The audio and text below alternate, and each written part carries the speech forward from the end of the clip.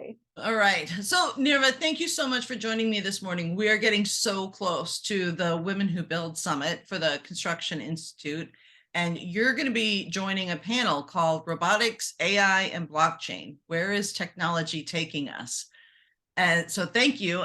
Before we get going too far, though, could you give a little bit of background about yourself?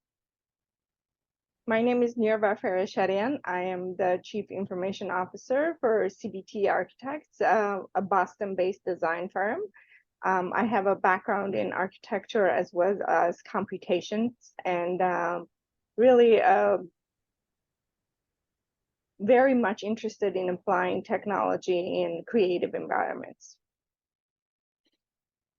And your specialty in this context is the AI side, correct? Right. So I'm really excited to kind of get in there and figure out like where you see AI going based on where we are now and what we can expect to see in the near future. Because sometimes, we're talking about all this stuff and it seems really, really far out there. And yet, there's so much that's here today. Really, thanks to ChatGPT and Midjourney and all of these recent developments, it has actually been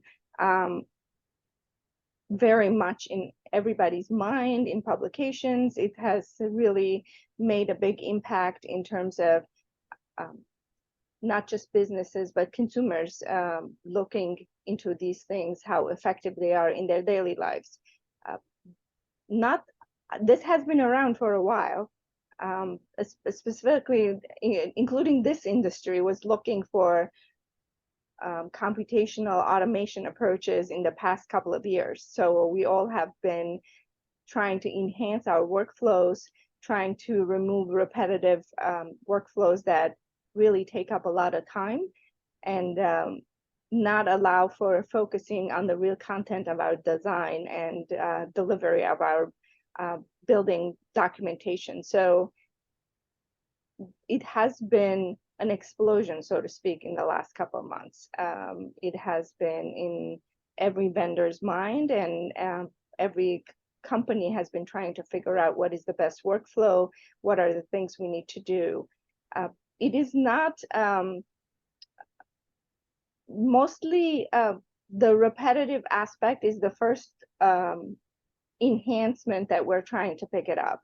What are the things that we could do to avoid, and more importantly, make time to focus on design, make time to pay attention to a lot of things that impact the environment and our building delivery.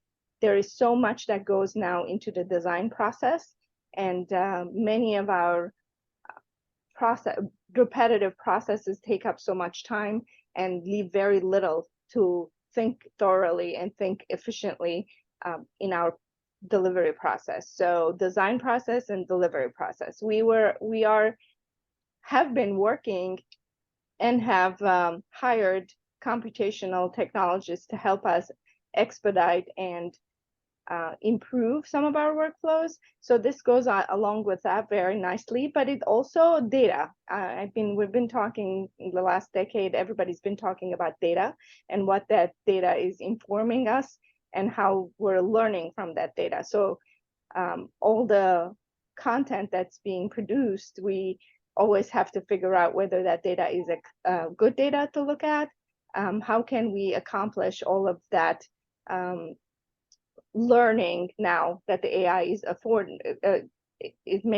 giving us the opportunity to create the learning process and make it faster. So it's exciting times for the industry overall. Technology, this industry has been known for its inefficiencies and its fear of applying technology or making change. And I feel we are at a turning point with all this new sort of easy to use AI framework that's out there to learn a lot, to figure out what to do next. So Nirva, you mentioned really looking at repetitive tasks so that you can focus on the more creative elements of design. And I'm really curious, what is your process for figuring out what is a repetitive task that is suitable for using AI? So part of it over the past couple of years, it's been we've trying to do a cultural change to think differently. What are the things you're doing that is taking so much time that there's the way to think about it is there a better way of doing this? So it has to come from um, sort of from our workforce. We constantly are showing samples of how to think about it, how to solve a problem that's repetitive, and making sure that this paradigm shift is distributed to our employee base to think differently. We're not expecting people to code. We're not expecting people to computationally solve their problems, but we're expecting that they bring out ideas and bring out opportunities when they themselves are seeing a sample being developed. So we, every couple of weeks, we try to show a thought process that came from a project or came from a team that said, well, this is taking too much time. Is there a better way of doing it? Can we computationally speed this up? That's the cultural change. We won't be able to have everyone manage that process of making it faster, easier, or learning some new tool that's going to help us remove the repetitiveness, but it needs to be a paradigm shift to how to think differently. Don't keep doing the way you were doing. Realize that on many projects it's taken so much time, and present it as a problem to solve. And it is very interesting how different people, different team members look at the process. There is that approach of being afraid to do something different, and keep doing the way you've done it before because that has worked before. So there's also a trust relationship to be built with these new systems. Are they producing? Yes, we want to remove the repetitiveness, but are they producing the same outcomes? And you have to build on that trust. You do something manually, and we always have sometimes we go back and on a process that already has been completed, you run the new setup to make sure that the results are the same. So you have to build trust relationship with the changes that we are proposing, automating, learning. But if you don't have that outcomes first to make sure that you're going to arrive in the same place, so they could let go of doing the same thing manually because they trust it works. They made it last time and it worked. So that I think is a really key point, because that I think one of the things, and I'm going to ask you for more, but I think one of the things that is a resistor to AI is the fear of results that are not contextualized. So being able to not only test the actual AI results, but being able to show and provide evidence that yes, it totally works. Now it totally works. And here's the proof because it got to the same place that you got to. So it did contextualize it correctly. Right. It not only it's contextual, but also depending on what data sets the AI is using, it might not even be accurate, or it might not give you the right references. And there's so many stories out there about ChatGPT giving references that actually don't exist. So there is no 100% full trust on any new system, on any change, until you go through it a few times in doing it in the way you did it before and the new way. And that's where you kind of start building a trust relationship. And that's something that is really, really important step before you just explain to people that this new setup is going to replace the way you did it, and therefore there's this tendency, Laura, that if it's digital, it's accurate, but that's not true. So we moved our analog systems to digital. It's what most of the sort of almost digitized a lot of our processes, but we really don't think digitally. We still think we still think the way we used to think, and many of our systems haven't responded to the sort of the digital process. We draw in Revit or whatever your documentation process is, and somehow there's this assumption that it's accurate. You can still draw wrong things in Revit. So the purpose of this whole process is gradually to build a relationship with the data sets, understand that the data set that it's ran on is compatible to what you're trying to solve. Otherwise, it would be hard to use when the trust relationship is not there. So I'm thinking very much scientific method and really good troubleshooting practices, from an IT perspective, change one variable at a time. That's right. Run it, very precise testing. And that is a bit of a mind shift change, in operations. So many times we see results that we don't really like, and then we don't go through like a true continuous improvement process, like analyze what is the current situation, what are the possible countermeasures, pick one, try it out, re-evaluate the results, adjust, pick another one. Like a very oftentimes in construction particularly, there's no time, quotey finger, for doing a solid continuous improvement process, which is the scientific method and good IT troubleshooting, like development troubleshooting. So I'm glad to hear you make that point of like how solid AI can be developed so that it can be trusted. Right, and I think I think that kind of at the moment, a lot of people, first thing you talk about AI in firm, the first thing people ask, is that going to replace us, or is going to replace our jobs? And one of the bigger aspects is that the experience counts in looking at the results of whatever you've automated. So these are not things that people just push a button and get the results and assume that they're correct and move on. And sometimes, like you said, an experienced person would look at it and say, well, this is not looking right. Something is not right here. So until the learning builds into that category, you still have to have the human touch on all of this, especially in our industry. It is very much, I see it as an enhancement to our creativity and innovation, not a replacement. We have to sort of improve our capabilities, and the speed we deliver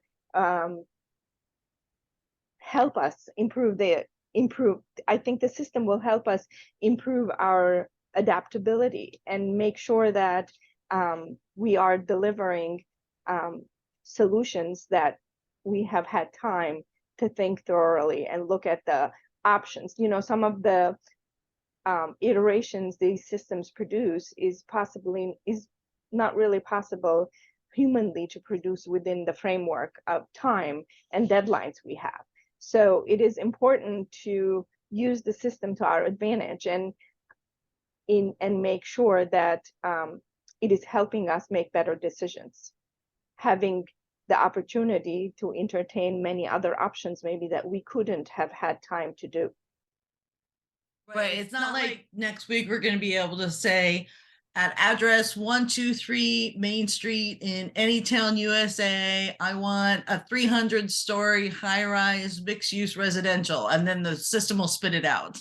Well, it is spitting it out now, but it's spitting it out as more of an idea generation possibility. I think it gets you to start. At the moment, there are systems that you could actually prompt that and it'll spit out something, and you could spit out something that is entertaining your idea generation process, making it faster, producing the results that you could look at. I mean, in the design aspect of it, I feel like it's another way of looking at precedents or doing brainstorming sessions at the moment, So will that building stand to be built? Probably not.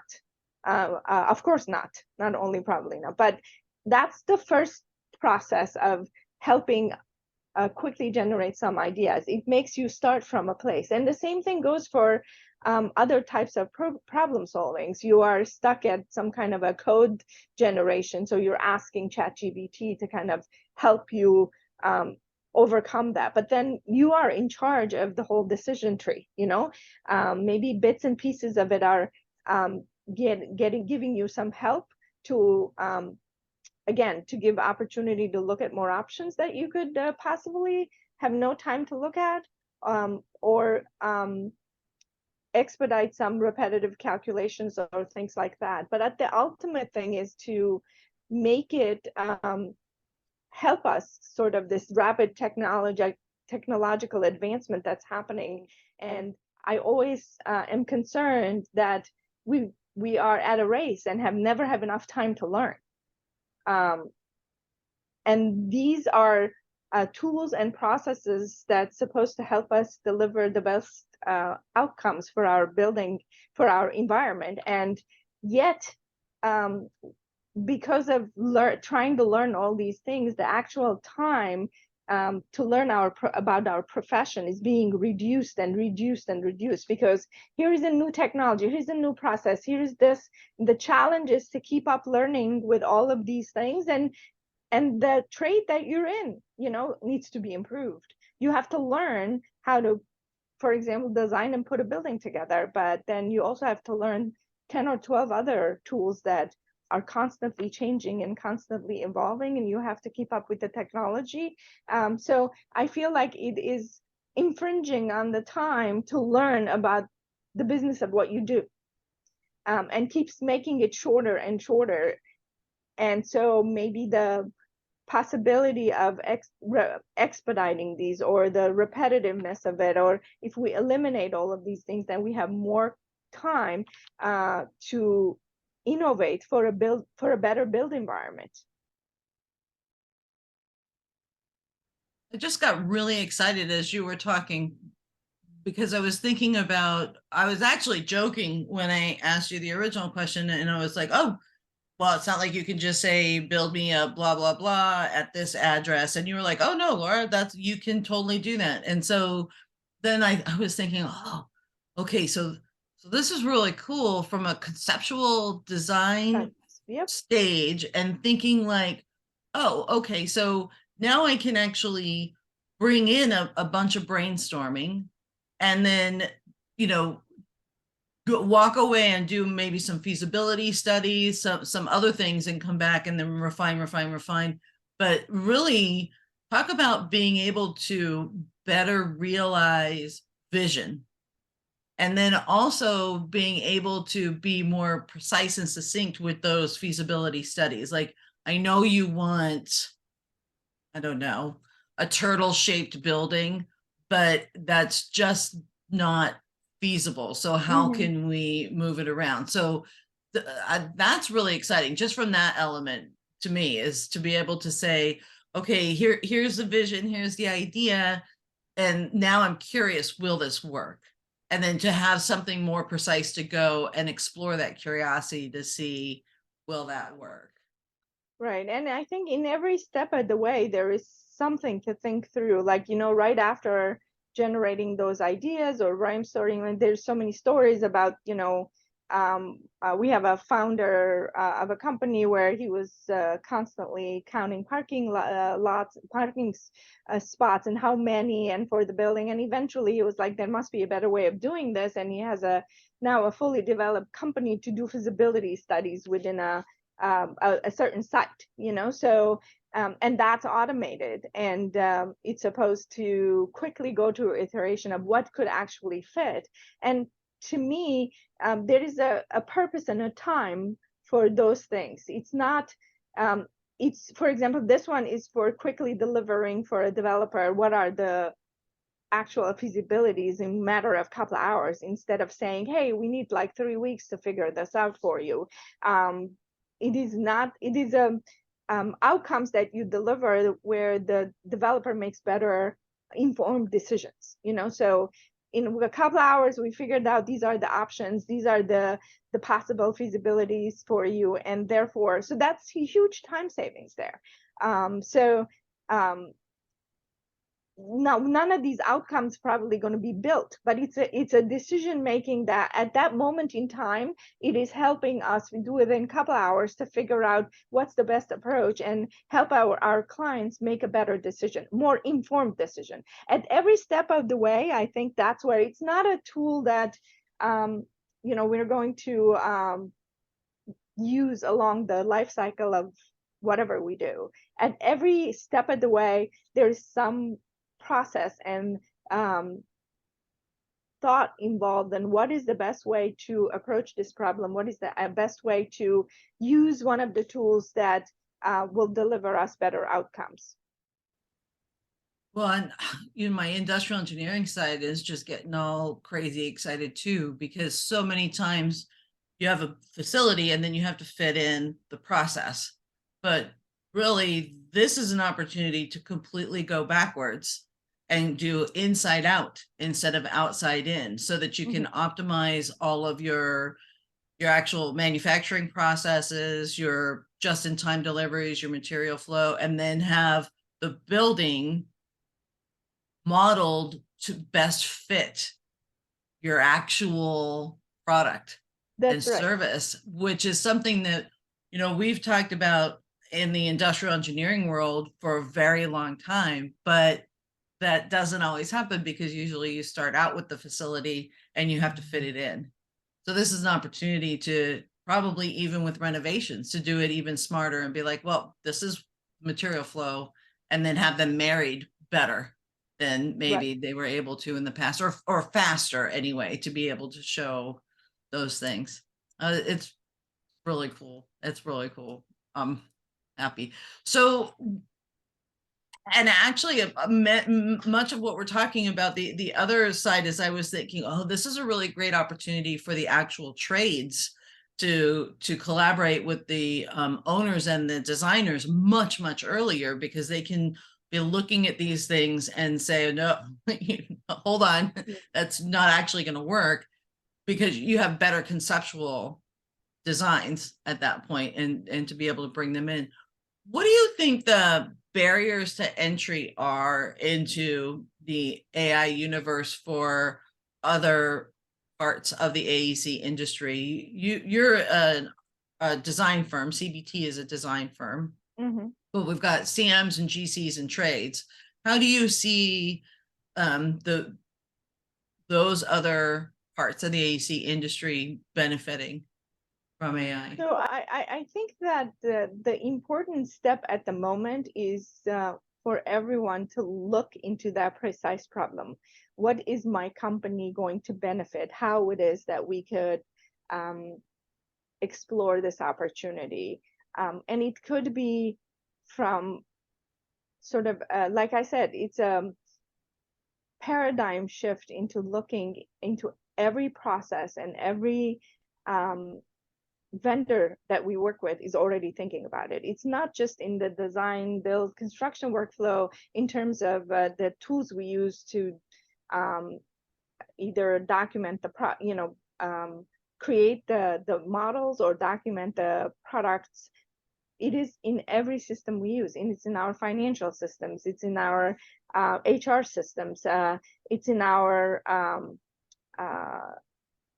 daily processes have to be looked at. I can give you an example of our HR system is looking at when a new hire comes in, what is from the previous history could predict, how long this person is going to be here, possibly in our office, so, and on the financial system, when a new project comes in, and looking at the factors and the parameters of the project in terms of who's the client, how many times we've worked with them, and or what the typology is or what the location is sort of giving us a number that says, oh, maybe you shouldn't take this job, or the previous ones haven't made money on that. So these are the things all of our vendors are looking at. So how would everyone be inclined to start is that every system we use currently for anything we do needs to be revisited and figured out how we can benefit from this. Right. So it seems almost like you kind of have to look at it as a pain analysis. So what is it that's the most painful? And I was introduced to an AI software that made me realize I was playing around with ChatGPT a little bit here and there. And then somebody told me about, oh, here's this AI solution that you can drop a video in and it will give you highlights automatically, which, by the way, I didn't like. I didn't like those, but it was interesting that was, different from ChatGPT. It was, oh, now this particular one does this very finite thing. There's another one that I can't wait to explore. It's called Cockatoo. And you can take like a recording like we have here, dump it into Cockatoo, and it will create your entire transcript, which right away I'm thinking, oh my gosh, meeting minutes. What a time suck meeting minutes are, right? But that solution only does that. It doesn't do everything else. It only does that. And it is a huge time saver because to get a transcript from an audio recording, you have to go through like 3 different steps. But with this, you just dump it right in and it spits it out. So like for me, like looking at it from what you were talking about is, okay, what are the pains? Well, A, I hate doing meeting minutes. B, I hate paying for meeting minutes, right? Because I want those people doing something else. So there's a great example of that's a repetitive thing that the person doing the minutes might add little value to doing the minutes, right? Like they're processing, they're not adding value to that task. So that's really interesting, that the way that you said what you said was you've got to look at your processes, see what's redundant, and then examine what's available there. And I think if I was consulting with someone, I would say, well, what are your biggest pains? Where do you think biggest like waste of time is? And let's look there first, because that would be a way, like baby steps, right? Like put your toe in the water and get comfy, and then see what works. Yeah. I mean, you said you gave a couple of examples, but I mean, on a weekly basis, there's hundreds coming out, hundreds of these one-offs that are coming out, and I feel what used to be called, I don't know, shadow IT or whatever, the consumers are it's very much consumerized. So people are coming every day and telling us things like you just said, there's something that records this, or there's something that does this automatically.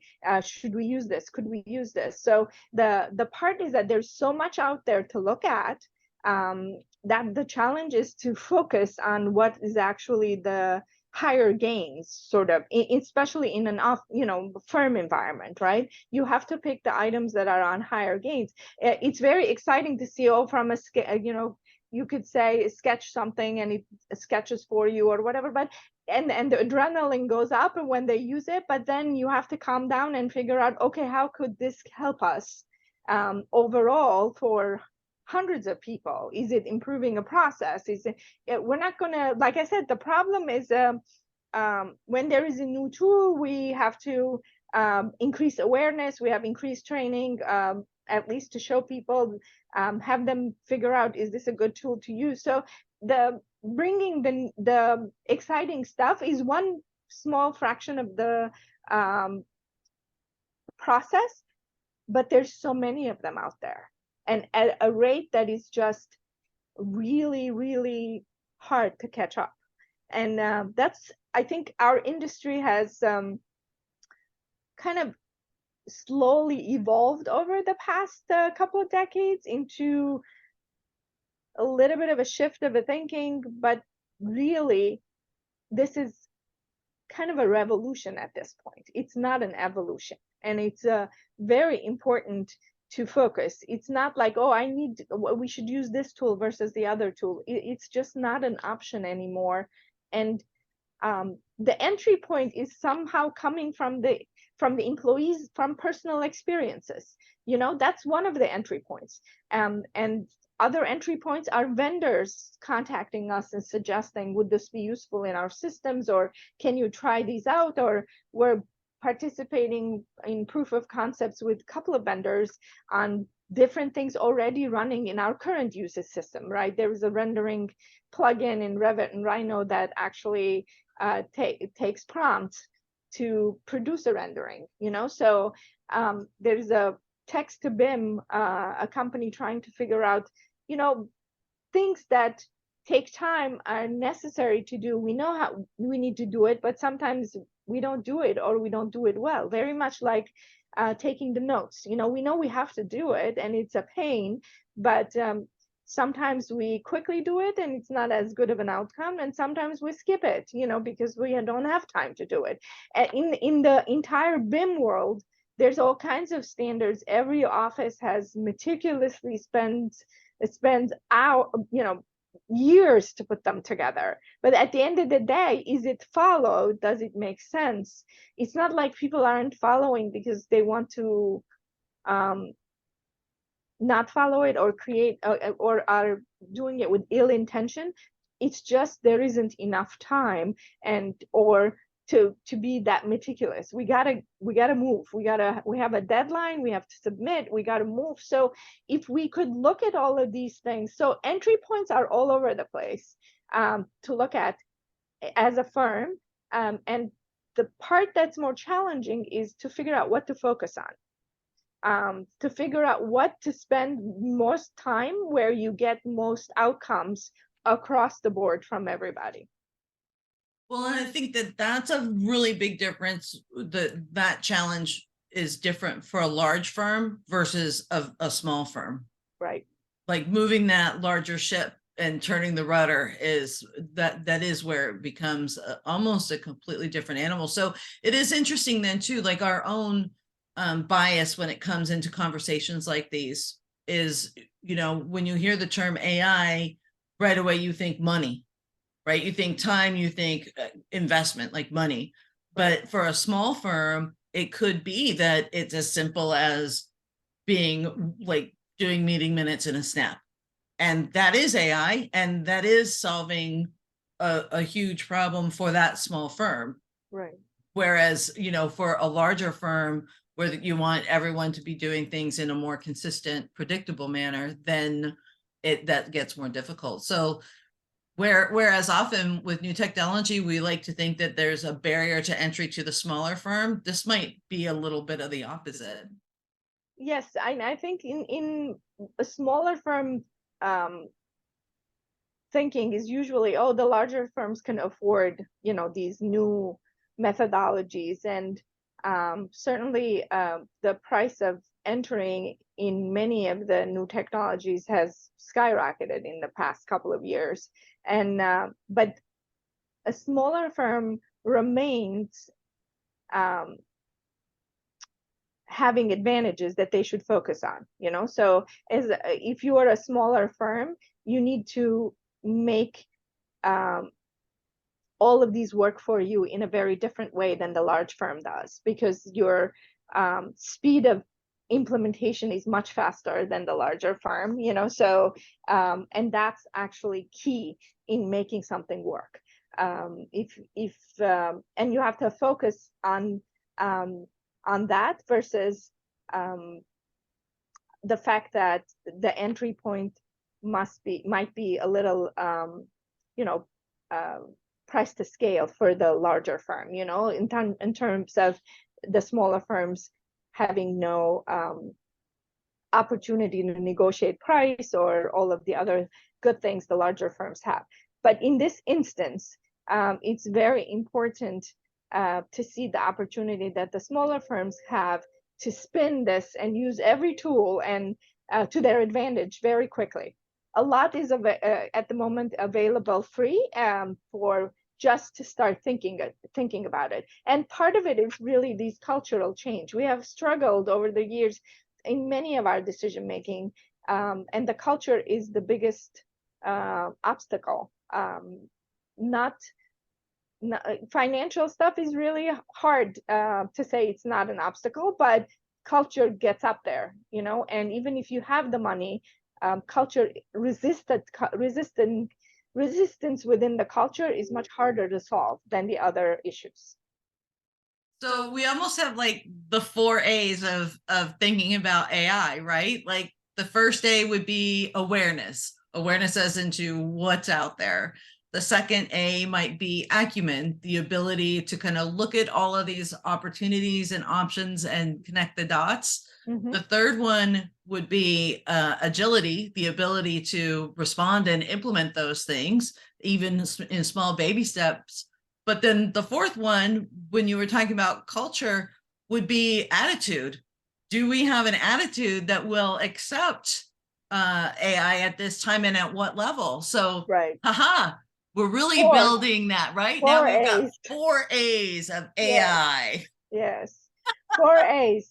And 4 A's will make you an ace, just make you a completely front line, really. If all of these actually come together, you have reached a milestone, I think. If you have the, especially the attitude,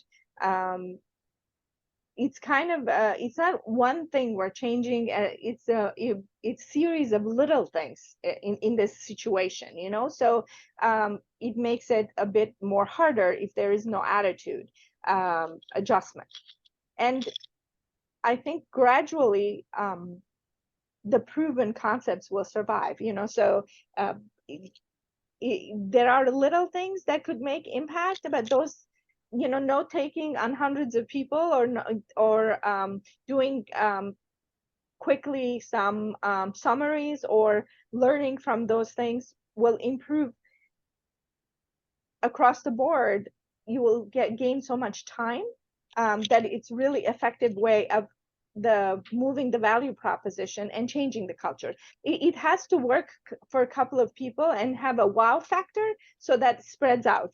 Sometimes I tell vendors is that a good product sells itself, and a good process sells itself. It's when you have to knock on everybody's door and explain over and over again, it means you don't have a good process, you don't have a good product.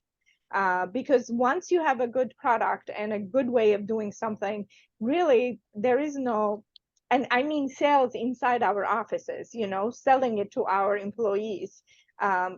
It just spreads like wildfire.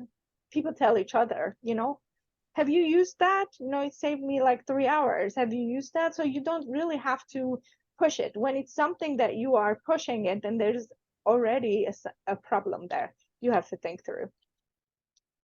Well, Nirva, this is great, and I'm so excited. I think that your panel at the Women Who Build Summit is going to be so exciting, because it's not just AI that panel is going to be talking about, it's robots and blockchain as well. So there's just going to be so much to learn there. I think that we're going to have to start some kind of infographic or meme or something where we say, okay, the 4 A's of AI thinking. You're onto something, Laura. Right? Right. Well, Definitely. I think the whole conference is gonna be really exciting, and I really thank you for this preview and the ability to get to know you a little bit better. Thank you so much. Thank you. It's been really great. I'm looking forward to it. The agenda looks terrific. The speakers look phenomenal, including the keynote speaker. And so can't wait, really. It will, there's much learning that's going to happen.